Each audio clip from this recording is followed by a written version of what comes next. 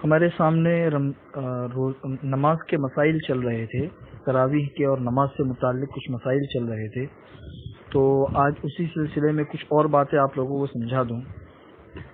ایک بات تو یہ ہے کہ لوگ پوچھتے ہیں کہ اگر کسی شخص نے جیسے فرض اور واجب نماز ہے، وہ تو جتنی رکعت کی نیت کی ہے اتنی ہی رکعتیں پوری کرنی ہیں، لیکن فرض اور واجب کے علاوہ سنت ہے اور نفل ہے، وہ اگر 4 رکعت کی نیت کر کے نماز شروع کی اور 2 کے اوپر سلام پھیر دی تو کیا حکم ہے؟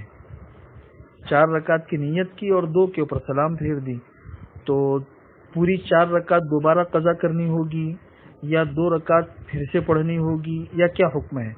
تو یہ سمجھ لیجئے کہ جو نفل اور سنتیں ہوتی ہے اس کی ہر 2 رکعت مستقل ایک الگ نماز ہوتی ہے، ہر 2 رکعت۔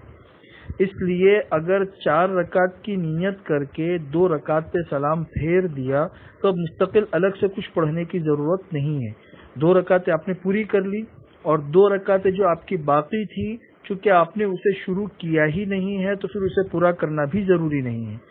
نفل اور سنت کا معاملہ یہ ہے کہ نفل شروع کرنے سے پہلے نفل ہوتی ہے، شروع کرنے کے بعد پھر اس کو پورا کرنا واجب ہو جاتا ہے، لیکن چونکہ نفل اور سنت کی ہر 2 رکعت جو ہے وہ مستقل ایک نماز ہوتی ہے، اس لیے 2 رکعت آپ کی پوری ہو گئی اور دوسری 2 رکعت ابھی آپ نے شروع کی نہیں ہے، اس لیے اس کو پورا کرنا بھی ضروری نہیں ہے۔ دوسرا مسئلہ یہ سمجھ لیجئے کہ کچھ لوگ ہوتے ہیں جن کے ذمے بہت سی قضا نمازیں ہوتی ہیں، تو اس بات کی کوشش کرنی چاہیے کہ نوافل اور سنن غیر مؤکدہ کی ادائیگی سے بہتر ہے کہ فرض نماز جو قضا ہمارے ذمے باقی ہے اس کے لیے وقت نکالا جائے۔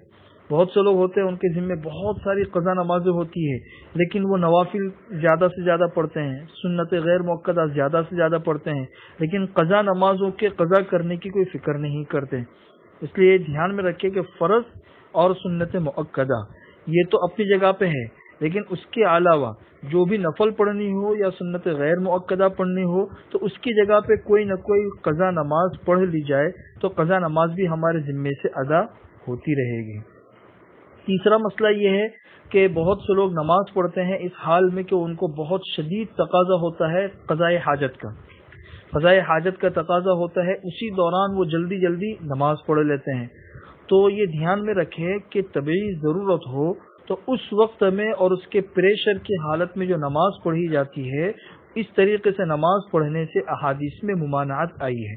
حضور اکرم صلی اللہ علیہ وسلم نے منع کیا ہے کہ اس حالت میں نماز نہیں پڑھنی چاہیے، لیکن اس کے باوجود اگر کسی شخص نے طبعی ضرورت کے پریشر کے باوجود نماز پڑھ لی تو کراہت تحریمی کے ساتھ نماز ہو جائے گی۔ کراہت تحریمی کے ساتھ نماز ہو جانے کا مطلب یہ ہے کہ اگر یہ نماز لوٹائی نہیں تو نقصان کے ساتھ بھی یہ نماز ادا ہوگی، اور اگر لوٹا لی تو بہت اچھا ہے۔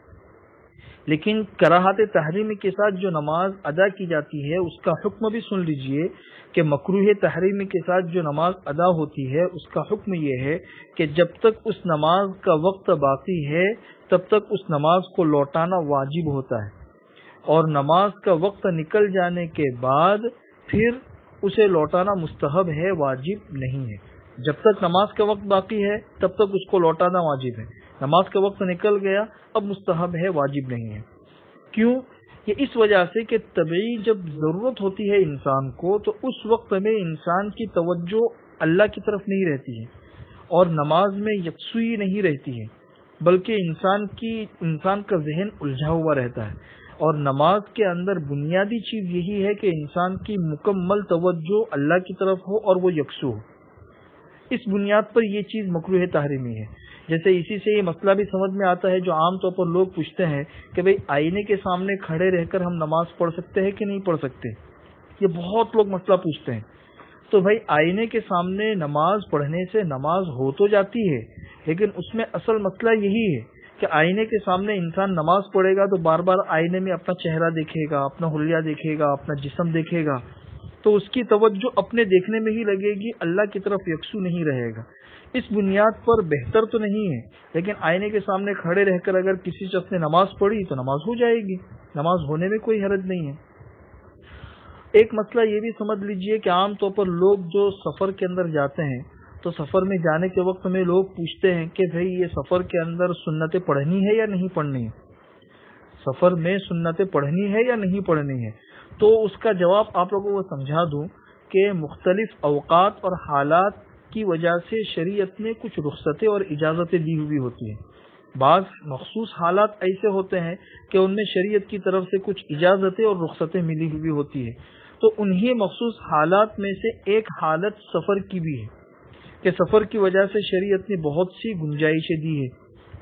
نماز ہی کیوں لے لو تو نماز کے معاملے کے اندر یہ ہے، جیسے نماز کے اندر ایک فرض نماز ہوتی ہے، نفل ہوتی ہے، ایک سنت ہوتی ہے.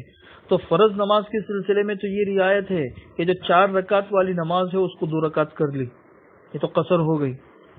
نوافل کے اندر یہ گنجائش اور رعایت دی ہے کہ حضور اکرم صلی اللہ علیہ وسلم جب سفر کے اندر ہوتے تھے تو تہجد کی نماز جو ہے وہ اونٹنی پر بیٹھے بیٹھے ادا کرتے تھے.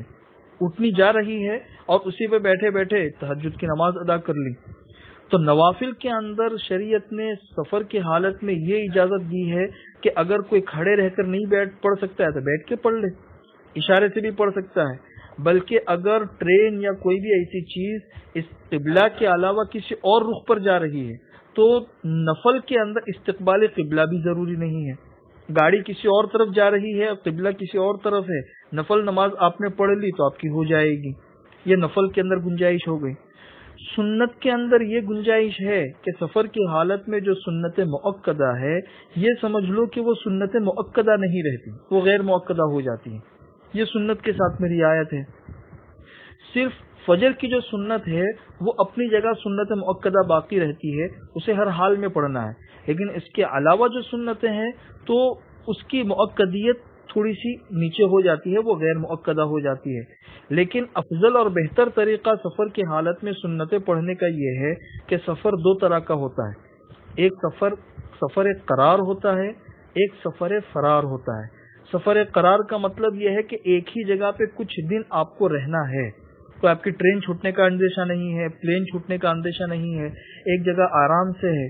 تو پھر ایسے وقت میں سنتوں کو اسی طریقے سے پڑھنا چاہیے جس طرح اپنے اقامت کی جگہ پہ پڑھتے تھے. سنت مؤکدہ، سنت غیر مؤکدہ، ان تمام سنتوں کا اہتمام ہو. لیکن اگر سفر فرار ہے، جیسے آپ کی ٹرین چھوٹ رہی ہے یا ٹرین کے اندر ہے، وہاں پہ نماز پڑھنے کی اتنی فیسلٹی نہیں ہے، پلین آپ کا چھوٹ رہا ہے، یہ بھاگم دوڑی والا سفر ہے، تو ایسے سفر کے اندر پھر صرف کم سے کم سنتوں میں فجر کی سنتوں کا اہتمام ہو اور باقی سنتیں شریعت نے معاف کر دی ہے. یہ تفصیل ہے سفر کی حالت میں فرض، نفل اور سنت کے سلسلے میں شریعت نے جو رخصتیں دی ہے اس سلسلے میں. کل سے انشاءاللہ صدقہ فطر کے کچھ مسائل آپ لوگوں کے سامنے بیان کیے جائیں گے.